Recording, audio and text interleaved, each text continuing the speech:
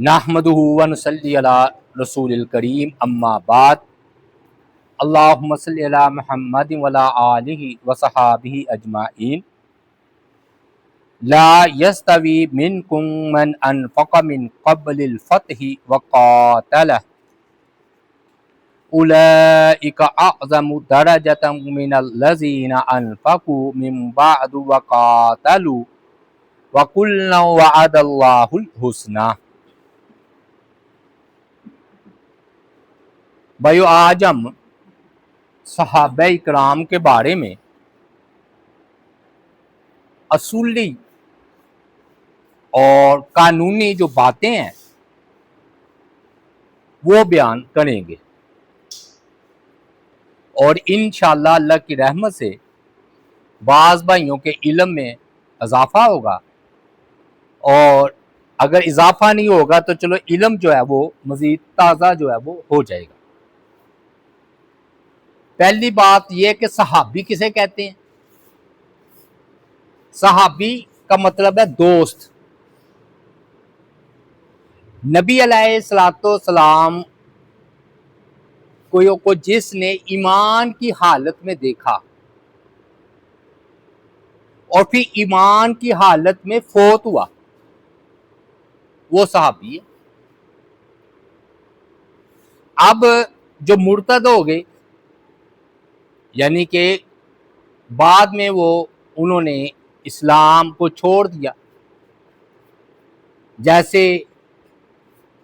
ام حبیبہ کا پہلا جو خامن تھا وہ مرتد ہو گیا تھا، حبشہ میں شراب پینی شروع کر دی تھی، اور وہ بھی مرتد ہو گئے جو حضرت ابوبکر صدیق رضی اللہ تعالی عنہ کے دور میں زکوٰۃ انہوں نے دینے سے انکار کر دیا۔ تو اس لیے صحابی کے لیے دو شرطیں ہیں: ایمان کی حالت ہو اور ایمان کی حالت میں وفات ہوئی ہو۔ بعض دیکھنے کی شرط لگاتے ہیں، نہیں، دیکھنا ضروری نہیں، آپ کی محفل میں بیٹھنا ضروری ہے۔ اب عبداللہ ابن مکتوم رضی اللہ تعالی عنہ یہ نبینا صحابی تھے، انہوں نے نبی علیہ السلام کو ان آنکھوں سے تو نہیں دیکھا، لیکن صحابی ہیں۔ اسی طرح خواب میں جس کو نبی علیہ السلام کی زیارت ہوتی ہے تو وہ بھی صحابی نہیں۔ اور اسی طرح جنات نے بھی آپ کو دیکھا ہے، جن بھی صحابی ہو سکتا ہے نا؟ ہاں، جنات سے روایت نہیں کوئی لی گئی، حدیث غیبی مخلوق ہے نا، تو ان سے روایت نہیں لی گئی، لیکن صحابی تو ہیں۔ تو جنات جو ہے نا، جنات وہ بھی صحابی ہیں۔ دوسری بات کہ جیسے انبیاء میں نبوت میں سب برابر ہے، لیکن درجے ایک نہیں ہیں۔ جو ہمارے نبی علیہ السلام کا درجہ ہے وہ حضرت ابراہیم علیہ السلام کا نہیں، جو ابراہیم علیہ السلام کا ہے وہ موسیٰ علیہ السلام کا نہیں، جو موسیٰ علیہ السلام کا ہے وہ ہارون علیہ السلام کا نہیں۔ نبوت سب برابر ہے، بالکل اسی طرح صحابی ہونے میں سب برابر ہیں، لیکن درجے ایک جیسے نہیں ہیں۔ چنانچہ سب سے پہلا درجہ ہے انبیاء کے بعد ابو بکر، پھر عمر، پھر عثمان، پھر علی، خلفائے راشدین، عشرہ مبشرہ، بدری صحابی۔ اب یہ درجے ہیں، اور غزوہ حدیبیہ میں جو شریک ہوئے، اور ایک ہے فتح مکہ سے پہلے ایمان لانے والے، اور ایک ہے فتح مکہ کے بعد ایمان لانے والے۔ یہ سورہ الحدید میں اللہ نے خود فرمایا کہ یہ ان کا درجہ جو ہے وہ برابر نہیں ہے، لیکن وَكُلًّا وَعَدَ اللَّهُ الْحُسْنَى، ہر ایک سے الحسنہ جنتی ہونے کا وعدہ ہے. ہر صحابی جنتی ہے. کیسے؟ وَكُلًّا وَعَدَ اللَّهُ الْحُسْنَى. اب یہ ہے کہ صحابہ کرام پر نبی علیہ الصلوۃ والسلام کو یقین تھا کہ وہ مخلص ہیں. کیوں؟ اتنی بڑی امانت قرآن ان کے حوالے کر کے گئے.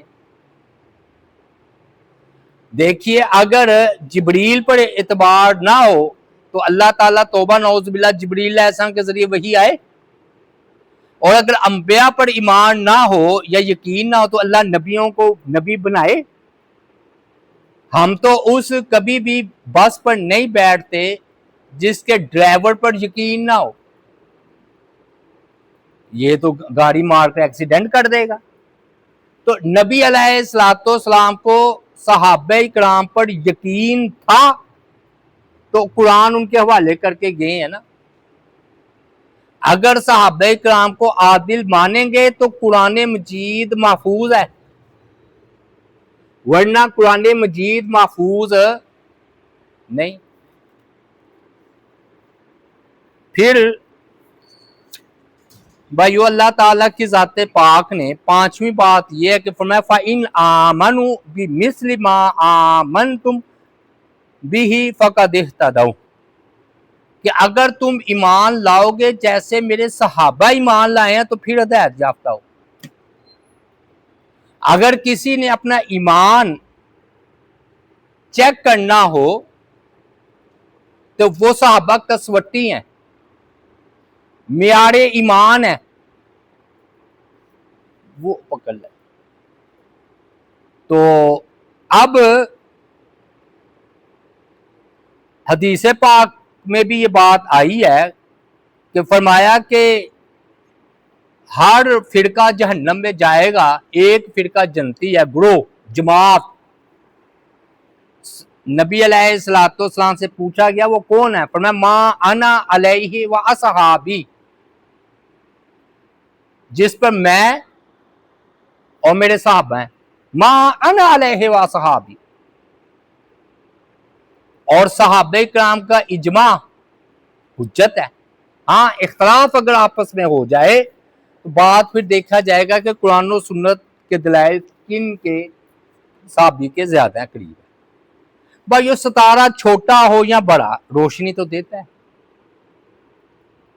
چاہے روشنی بلب کی ہو، چاہے ٹیوب کی ہو، چاہے بڑا بلب ہو، روشنی روشنی ہے. اسی طرح ہدایت کے اعتبار سے کوئی صحابہ بہت بڑے ہوئے ہیں، کوئی کم.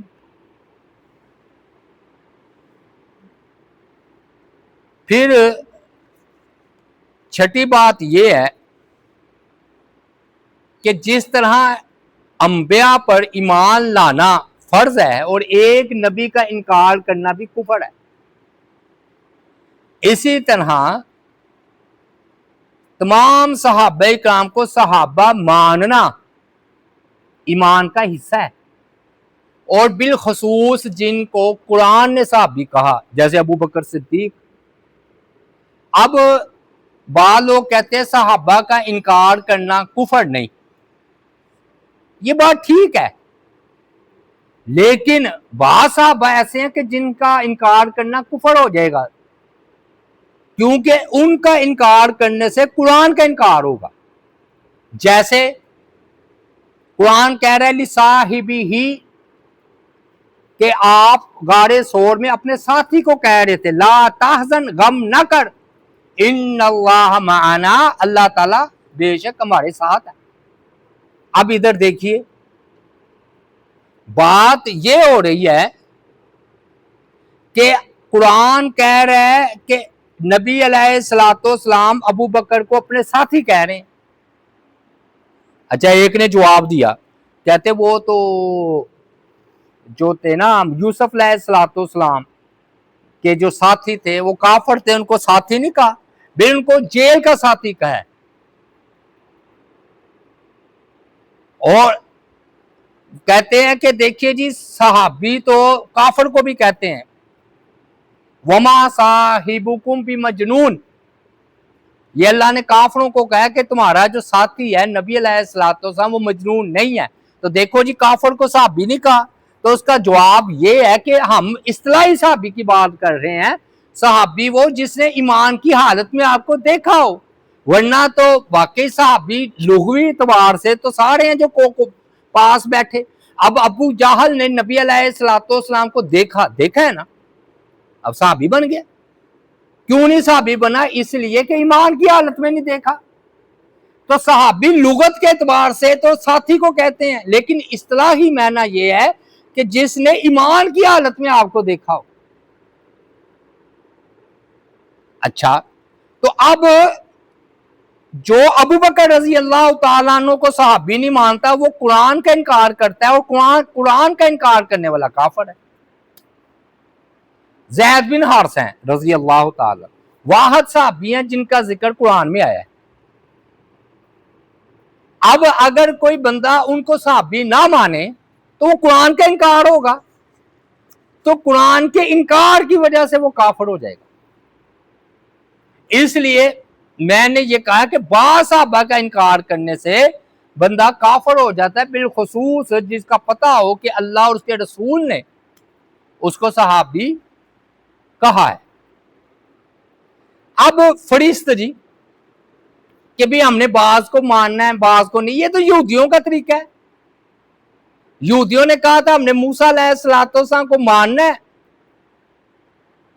عیسیٰ علیہ السلام کو نہیں ماننا۔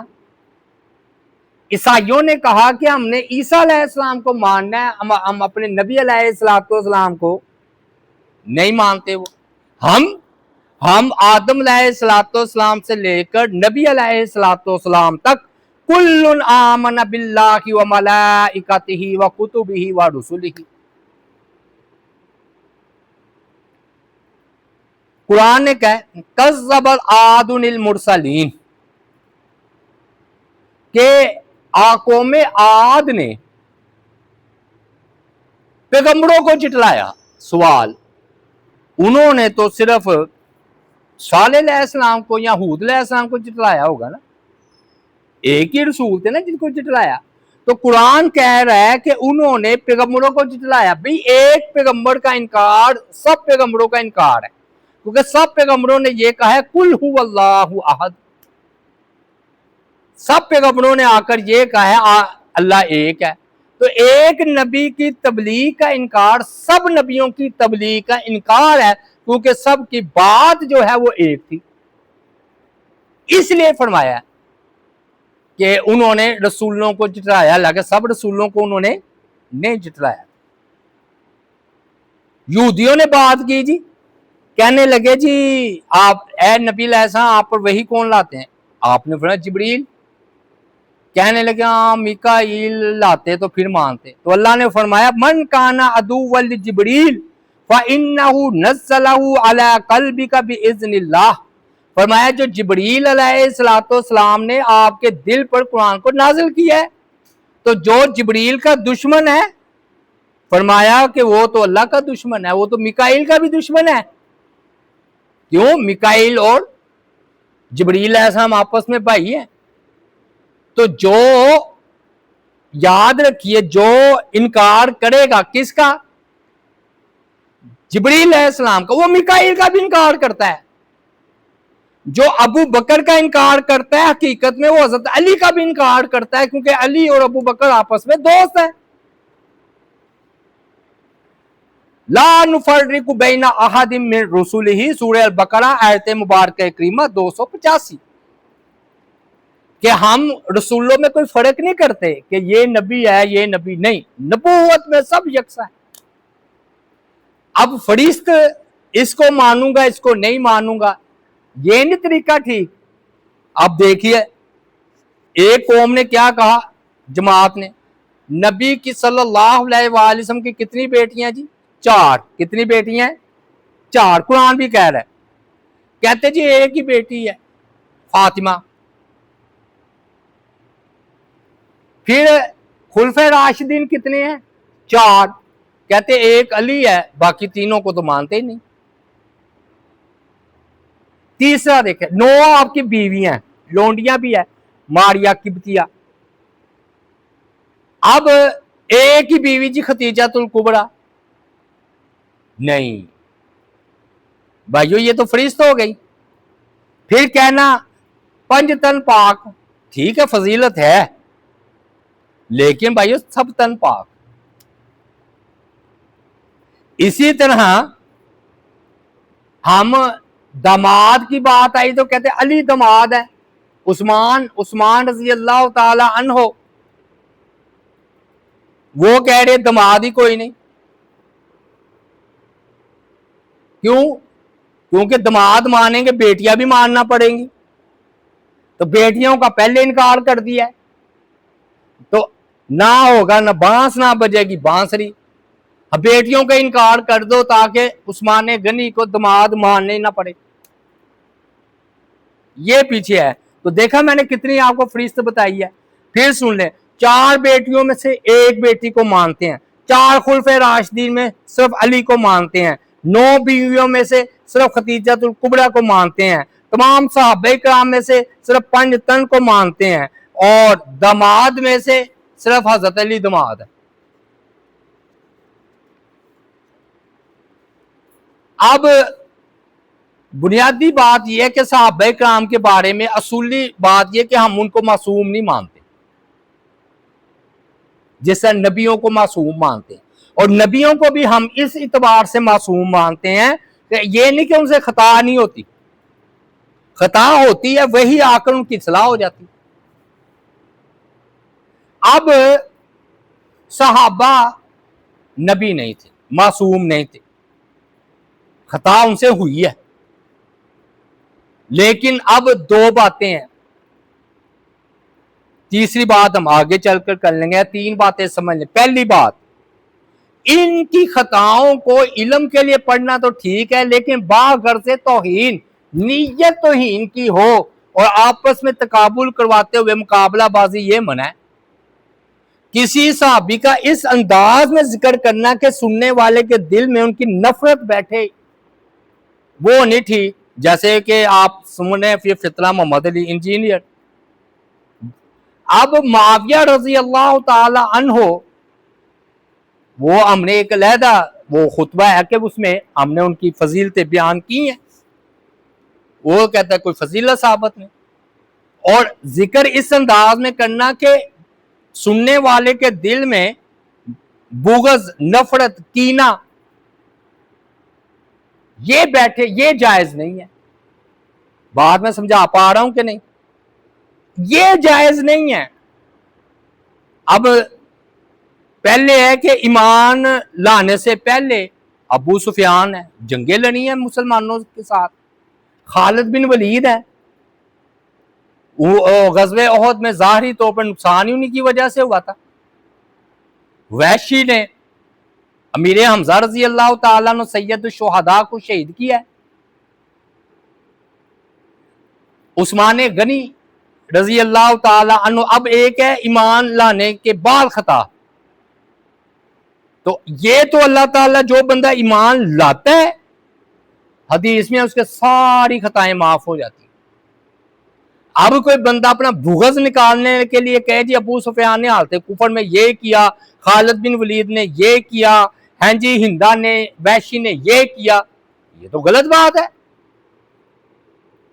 بہت سارے صحابہ ایسے تھے جو حالت کفر میں وہ بہت گناہ کرتے تھے، لیکن جب ایمان قبول کیا ہے تو اللہ تعالی نے سارے گناہ معاف کر دیے. تو یہ تو بات ٹھیک نہیں. ہاں بعض صحابہ نور علی نور ہے، یعنی کہ وہ جب آپ نے ان کو اسلام کی دعوت نہیں دی تھی پھر بھی وہ جو ہے گناہوں سے بچتے تھے. جیسے حضرت عثمان غنی حیا والے تھے، انہوں نے زمانے جاہلیت میں بھی کبھی زنا نہیں کیا. یا ابو بکر صدیق رضی اللہ تعالی عنہ، انہوں نے زمانے جاہلیت حالت کفر میں بھی شراب نہیں کبھی پی. اب یہ نور علی نور ہے. لیکن اگر وہ پی لیتے ہیں، صحابہ نے پی ہے، جب چیز حرام ہی نہیں تو پی لی اگر تو کیا ہوا جی. اب ایک ہے اسلام لانے کے بعد خطائیں، وہ بھی ہوئی ہیں. مثلا بالوں کہتے ہیں جی عثمان غنی احد سے بھاگ گئے تھے، بالکل بھاگ گئے تھے. غم پھیل گیا نا کہ آپ شہید ہو گئے تو انہوں دل برداشتہ ہو گئے. آج بھی آپ سن لیں، اگر آپ کو اپنے پیارے کی وفات کی خبر ملے تو بندہ حواس باختہ ہو جاتا ہے. وہ غم میں انہیں کیا فائدہ، وہ چلے گئے مدینہ واپس. لیکن اللہ تعالیٰ نے ان کو معاف کر دیا. وَلَقَدْ عَفَا اللَّهُ عَنْكُمْ یا انکم یا انہم، سورہ آل عمران ہے. اللہ تعالیٰ نے احد والوں کو معاف کر دیا ہے. جب اللہ نے معاف کر دیا ہے تو ہم کون ہوتے ہیں بات کرنے والے ایمان لانے کے بعد؟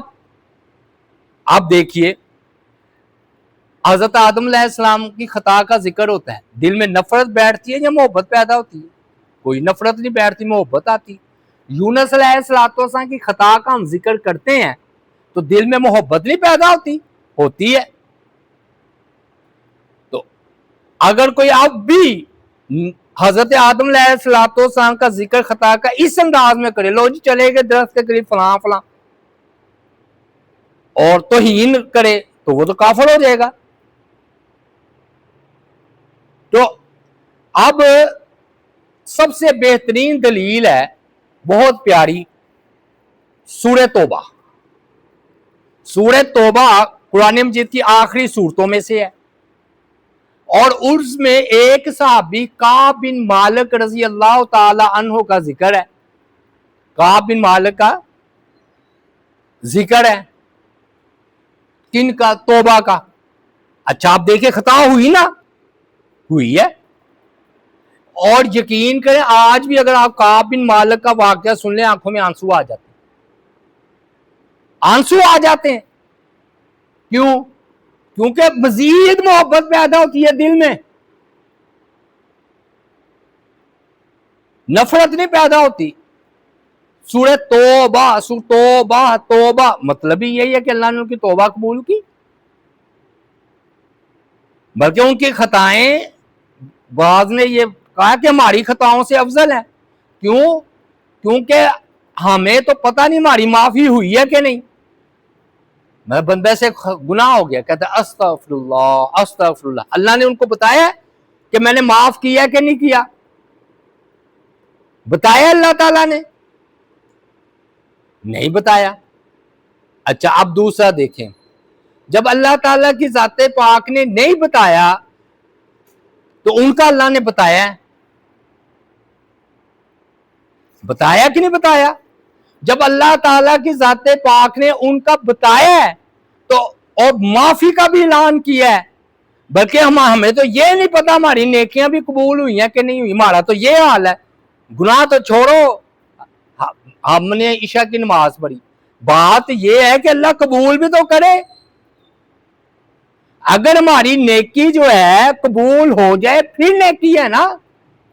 ہماری نیکیوں کا تو یہ حال ہے کہ ہمیں اپنی نیکیوں کا نہیں پتا کہ وہ قبول ہوئی ہے کہ نہیں ہوئی. اب ان کا جو ہے صحابہ کرام کا تو خطاؤں کا اللہ تعالیٰ نے اعلان کیا معافی کا. تو اس لیے پہلی بات تو یہ ہے کہ خطائیں ان سے ہوئی ہیں، اللہ نے معاف کر دی. رضی اللہ تعالیٰ عنہ کا کیا مطلب ہے؟ دو مطلب بیان کرتے ہیں اور دونوں ٹھیک ہے. ایک ہے خبر کہ اللہ ان سے راضی ہو گیا، ایک اللہ ان سے راضی ہو دعا دے رہے ہیں، دونوں ٹھیک ہے. اور جب آپ یہ کہہ رہے ہیں معاویہ رضی اللہ تعالیٰ عنہ، پھر بکواس بھی کیے جا رہے ہیں، ان کے خلاف بات بھی کیے جا رہے ہیں، اور بات بھی اس انداز میں کر رہے ہیں کہ سامنے والے کے دل میں ان کی نفرت بیٹھ رہی ہے. ہم تو مان رہے ہیں کہ خطائیں ہوتی ہیں، کہہ نہیں رہے، ابھی کہہ رہے ہیں کہ صحابہ نبیوں کی طرح معصوم نہیں تھے، کہہ تو رہے ہیں ابھی. لیکن بات ہم کر رہے ہیں کہ صحابہ کرام کا اس انداز میں ذکر کرنا کہ سننے والے کے دل میں توہین، نفرت، بغض پیدا ہو، یہ منع ہے.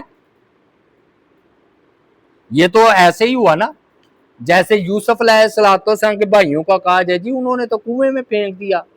غلام بنا دیا، فروخت کر دیا، باپ کی نگاہ سے دور کر دیا، ٹھیک ہے جی ہم مانتے. لا تثریب علیکم اليوم کا نعرہ جو حضرت یوسف علیہ السلام نے ان کو کہا وہ بیان نہ کرے. تم خطا تو بیان کرو اور ان کی نیکیاں اور ان سے جو اللہ کا راضی ہونا ہے وہ تم بیان نہ کرو. یہ ہے قابل نزاع بات. 8ویں بات جی، جنگوں کی بات بھی سن لیں. ہمارے ہاں بڑی دلچسپی لی جاتی ہے اس میں. ہاں جی وہ لو جی حضرت علی اور حضرت معاویہ رضی اللہ تعالیٰ عنہ کے درمیان جنگیں نہیں ہوئی. ہم نے کہا ہوئی ہیں. کہتے ہیں حضرت عائشہ صدیقہ اور حضرت علی کے درمیان جنگ نہیں ہوئی. ہم نے کہا ہوئی ہے. ہم نے تو محمد علی انجینئر سے سنا ہے، آپ نے تو کبھی پہلے سنایا نہیں. تو ہم نے کہا ہم نے جان بوجھ کر نہیں سنایا. اب مسئلہ سمجھ لیں. اللہ تعالیٰ کی ذات پاک نے خود فرمایا ہے کہ بعض چیزوں کا سطحی سا علم رکھنا چاہیے.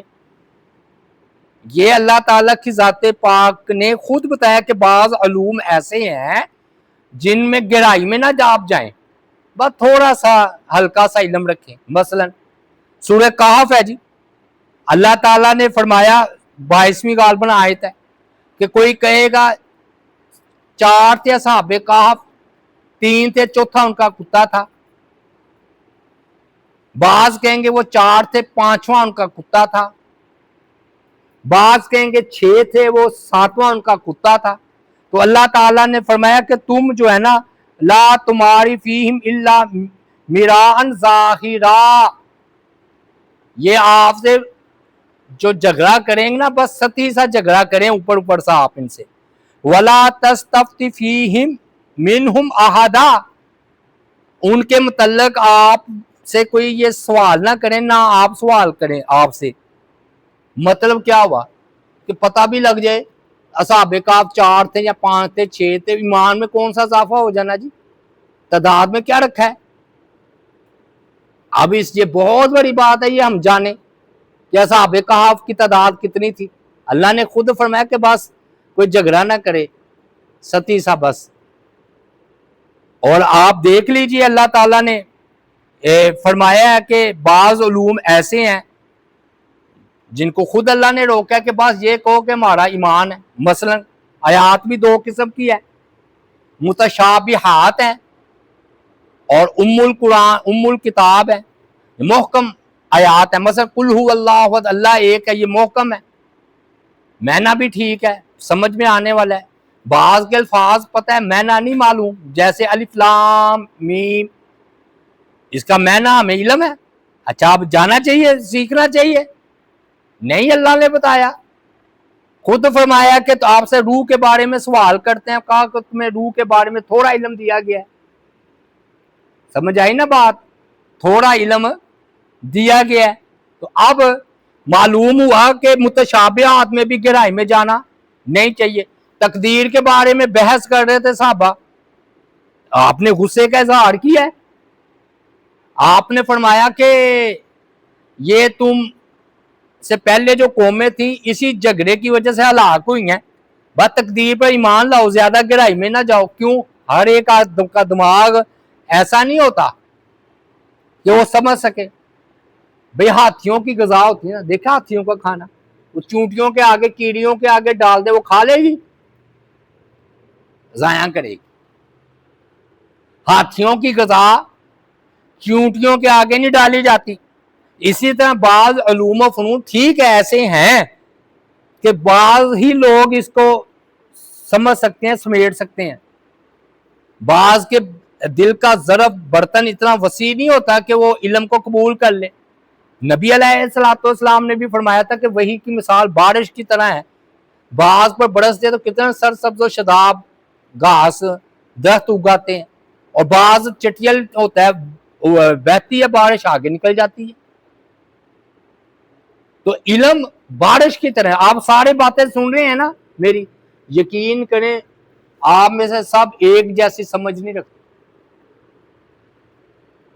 بعض میری باتوں کو بہت سنجیدگی سے لیں گے اور اس کو کہیں گے ہاں واقعی یہ علمی باتیں اور زبردست باتیں ہیں، بعض کہیں گے یہ مولویوں کی باتیں، مولوی لڑتے رہتے ہیں۔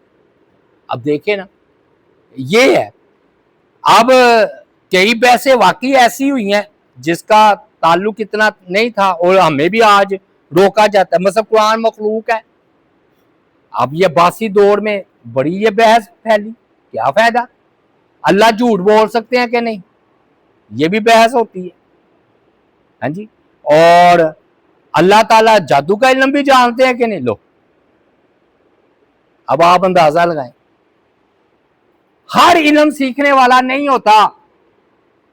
اللہ نے خود سورہ یاسین میں فرمایا وما علمناہ شعرا، ہم نے آپ کو شعر و شاعری کی تعلیم دی نہیں، اور آگے فرمایا وما ینبغی لہ، اور آپ کی شان کے لائق بھی نہیں۔ بات ختم ہو گئی۔ اس لیے بھائیو جو لوگ کہتے ہیں جی سنا نہیں تھا جنگ جمل صفین کا، بھی ہم نے آپ ہی کو سنایا ہی نہیں، دیکھا نا اب ہو گئے نا 2 گروہ، 5 قاتلانہ حملے ہو چکے ہیں انصاف پر۔ بھی اگر آپ گستاخی کریں گے ایسے ہی حال ہوگا نا۔ دنیا کی مثال لینے، چاچے اور باپ کی لڑائی ہو، چھوٹا بھتیجا بولتا اچھا نہیں لگتا، پوچھو نا ان سے معاویہ جنتی ہے؟ ہاں جنتی تو ہے۔ اچھا چلو معاویہ کا چھوڑو، عائشہ رضی اللہ تعالی عنہا، ان کے بارے میں آپ کیا کہیں گے؟ 18 آیات نازل ہو چکے، امہات المومنین ہماری ماں ہے، حضرت علی کے خلاف آئی تھی۔ پھر معاویہ کا چلو تم یہ کہ یہ کام تو دونوں نے ایک کیا، لیکن اب عائشہ کا تم کیا کہو گے؟ وہی بات کہو گے نا، خاموشی۔ ادھر ہماری ماں ہے، ادھر ماموں ہے، حضرت معاویہ امت کے ماموں ہے، علی دماد رسول ہے، ان سے محبت رکھنا ایمان کا حصہ ہے۔ پھر کس کی طرح سے بولو گے؟ اس لیے کہا ہے کہ جو ہم نے کہا ہے کہ بھی خطائیں جو ہیں وہ معاف ہو گئی ہیں۔ ہاں مختصر سمجھ لیں، 2 لفظوں میں بحث کو سمیٹو تو یہ کہتے ہیں کہ معاویہ ایک اجتہادی خطا تھی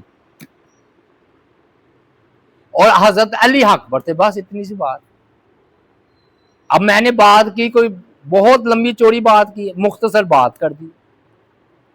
اجتہادی خطا کسے کہتے ہیں؟ ہر بندہ سمجھتا ہے میں حق پر ہوں، حق پر ایک ہوتا ہے۔ اس کی مثال سمجھانے، اجتہادی خطا چیز کیا ہے؟ یہ اصول فقہ کی اصطلاح ہے۔ اجتہادی خطا وہ کیا ہے؟ میں آسان انداز میں آپ کو بات سمجھانے کی شاید کوشش کروں۔ دونوں ہی نیکیاں ہوتی ہیں اور بندہ سمجھتا ہے یہ نیکی ہے، لیکن ایک زیادہ اللہ تعالیٰ کو قریب والی نیکی ہوتی ہے اور وہی اللہ تعالیٰ کا فیصلہ ہوتا ہے۔ بدر کے میدان میں ابو بکر اور نبی علیہ السلام نے کہا چھوڑ دو، حضرت عمر نے کہا گردنیں اتار دو۔ اب فیصلہ حضرت عمر کے مطابق اللہ کا تھا، ٹھیک تھا۔ اب اسے کہیں گے اجتہادی خطا۔ اب بدریوں کو چھوڑنا کوئی گناہ تھا؟ نہیں۔ دوسری مثال لے لیں، عبسہ وتولیٰ نازل ہوئی ہے نا، عبسہ وتولیٰ نازل ہوئی ہے کہ نہیں؟ اب نبی علیہ السلام ایک کو تبلیغ کر رہے تھے، ابن مکتوم آئے ہیں، مسئلہ پوچھا، ان کو نہیں بتایا کہ بھی ہمارے پاس اتنے بڑے سردار جو ہیں وہ بیٹھے ہوئے ہیں۔ اجتہادی خطا کی بات سمجھا پا رہا ہوں کہ نہیں؟ سمجھ آ رہی ہے؟ تو وہ پھر نبی علیہ السلام نے کہا یہ تو میرا اپنا ہے، یہ بیگانے ہیں، ان کو تبلیغ کرتے رہے، اللہ تعالیٰ نے عبسہ وتولیٰ نازل کر دی۔ جسے کہتے ہیں اجتہادی خطا، یعنی کہ بندہ سمجھے میں اچھا کام کر رہا ہوں اور وہ نہ ہو۔ اب اس سے بھی زیادہ آسان مثال سمجھیے کہ ایک اندھیری رات ہے، جنگل ہے، بادل چھائے ہوئے ہیں، نماز کا وقت ہو گیا۔ اب قبلہ پرانا زمانہ ہے، پتہ نہیں چل رہا قبلہ ہے کدھر، اس نے کہا ادھر ہوگا، کسی نے کہا ادھر ہوگا، دونوں نے نماز پڑھ لی۔ صبح ہوئی تو پتہ چلا جس نے ادھر نماز پڑھی ہے وہ ٹھیک تھا، قبلہ ادھر ہی ہے نا، کعبہ، اور جس نے ادھر نماز پڑھی. لیکن شریعت کہتی ہے دونوں کی نماز ہوگی، اگرچہ اس کی یہ حق پر تھا جس نے ادھر رخ کر کے نماز پڑھی. اسی طرح معاویہ رضی اللہ تعالیٰ عنہ یا حضرت عائشہ صدیقہ وہ سمجھتی تھی کہ حضرت عثمان غنی کے خون کا بدلہ پہلے لیں گے، باقی باتیں بعد میں. اور حضرت علی رضی اللہ تعالیٰ عنہ کہتے تھے ابھی وقت نہیں آیا، میرا ذرا حکومت ذرا کمزور ہے. اب شریعت یہ کہتی ہے کہ حضرت علی رضی اللہ تعالیٰ عنہ جو تھے وہ زیادہ حق پر تھے. تو یہ ہے جی معاملہ. اچھا اب چلے اور مسئلہ سمجھ لیں. یہ تو عائشہ تھی نا، حضرت علی کے خلاف طلحہ اور زبیر بھی آئے ہیں، عشرہ مبشرہ میں سے جنتی. او جی باغی گروہ تمہیں جہنم کی طرف بلائے گا، عمار بن یاسر رضی اللہ تعالیٰ عنہ کو جو شہید کرے گا باغی گروہ ہوگا. تو ٹھیک ہے نا، باغی ہے کون؟ معاویہ نہیں.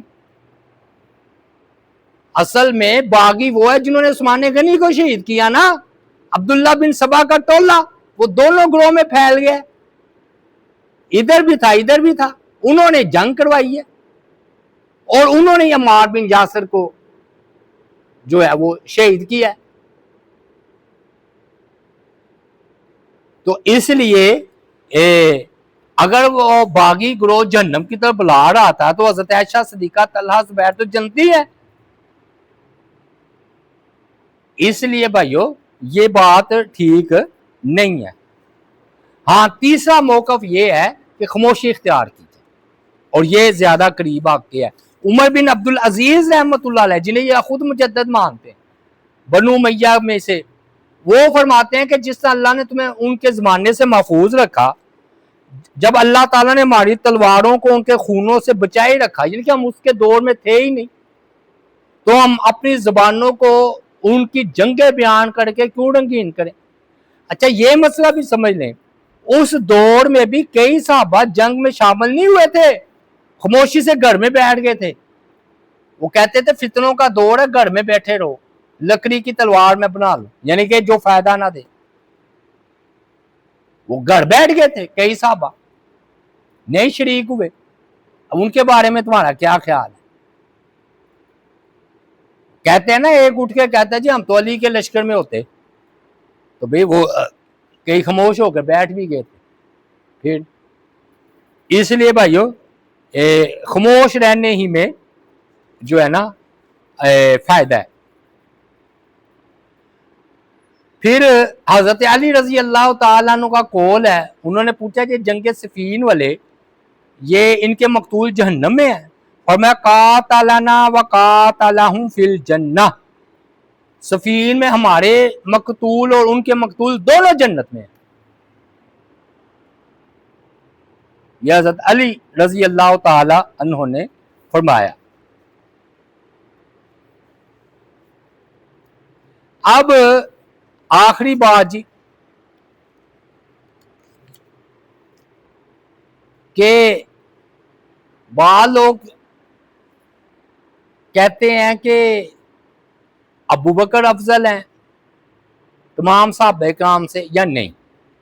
تو امام بخاری رحمت اللہ علیہ نے باب باندھا ہے، باب یہ ہے کہ بعد انبیاء افضل ابو بکر ہے. تو اس میں اہل بیت بھی آگے کہ نہیں؟ مطلب آج کل یہ تاثر دینے کی کوشش کی جا رہی ہے کہ اہل بیت کو نکال کر ابو بکر افضل ہے. نہیں بھائیو نہیں، اہل بیت سمیت ابو بکر سب سے افضل. امام بخاری نے باب بھی یہ باندھا ہے کہ انبیاء کے بعد ابو بکر افضل. تو اب آپ خود اندازہ لگائیں. اور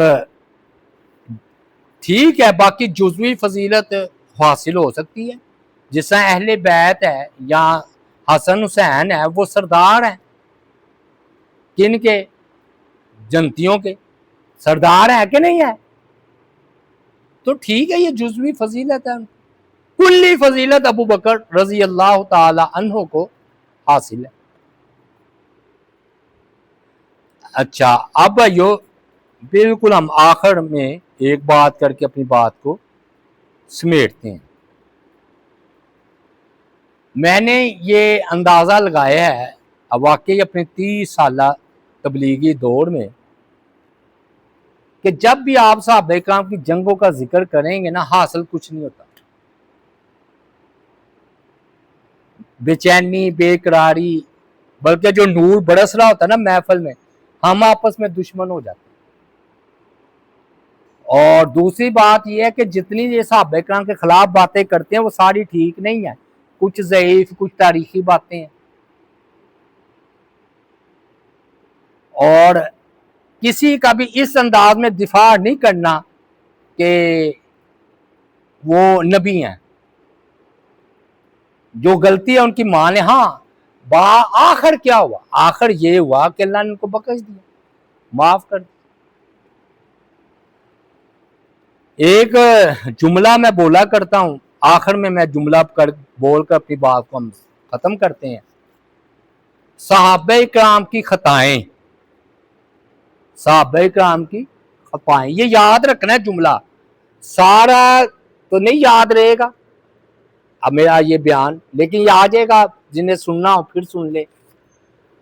لیکن یہ سمجھ لیں کہ یہ الفاظ اپنے ذہن نشین کر لیں کہ صحابہ کرام کی خطائیں تو تھی نا، صحابہ کرام کی خطائیں ان کی نیکیوں کے سمندر میں غرق ہو گئے.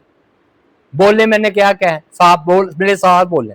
صحابہ کرام کی خطائیں ان کی نیکیوں کے سمندر میں غرق ہو گئے. اللہ تعالیٰ سے دعا ہے اللہ تعالیٰ عمل کی توفیق عطا فرمائے. وما علینا الا البلاغ المبین.